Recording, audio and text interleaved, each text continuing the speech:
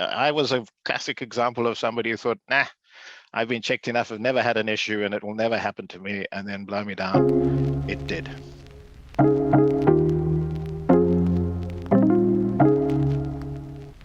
Hi, my name is Jane Yu. I'm a board-certified dermatologist as well as Mohs surgeon working in New York. So I'm a volunteer for the Skin Cancers Foundation Destination Healthy Skin Program.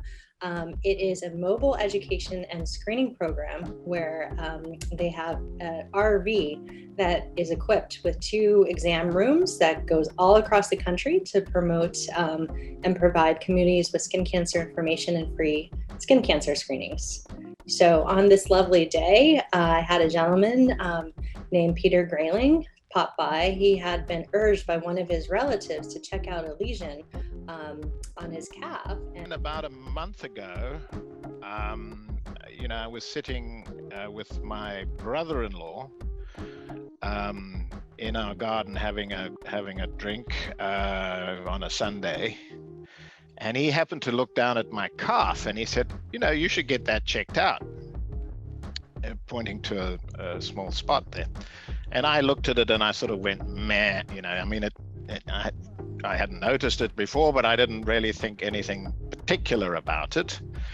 So, but it stuck in my mind because the next day I traveled up to New York to go to the office, and I was in the office, and it happened to be Skin Cancer Month or something like that. And the company that I work for makes one of the sunscreens, Elta. I step outside of the office and there is the mobile unit of the Skin Cancer Foundation right outside. And by then the coincidence seemed to be too much. And I said, oh, blow me down, I might just quickly go in and get checked. This is really convenient. When I saw this gentleman, he had this 1 centimeter black-brown lesion on his right calf. It was really, really classic. And I was like, oh my gosh, this is a melanoma, because it followed their typical ABCDE criteria in terms of what we should be looking for in melanomas. And, Dr. Yu came in and she basically looked at it and said, oh boy, we need to check that. It was like a 2-second diagnosis. She really saw it for what it was, I think. So I didn't want to freak out this gentleman, but I said, Peter, I think you should come to my office for a biopsy. He proceeded to tell me that he was going to vacation in Zimbabwe in 2 days. So I said, why don't you come tomorrow morning and we'll take a look at this. We did a biopsy. She did a check of the rest of my body as well, and we didn't find anything else. And I headed off to Africa for safari.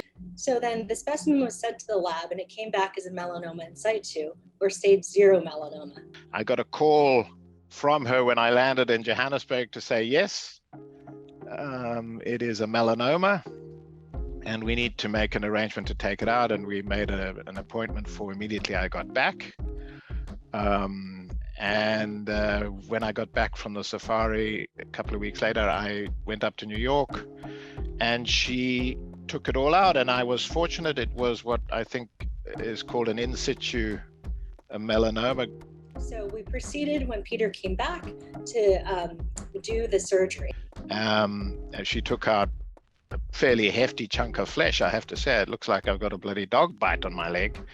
But she played it safe, and I got the news just the other day that we'd got it all out.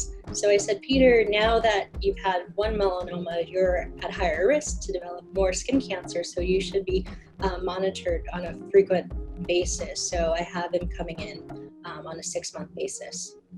Thanks to the Skin Cancer Foundation and their mobile units, to Dr. Yu as well, of course. And to, a reminder to everybody just to be vigilant about all of this. I was a classic example of somebody who thought, nah, I've been checked enough, I've never had an issue and it will never happen to me, and then blow me down. It did.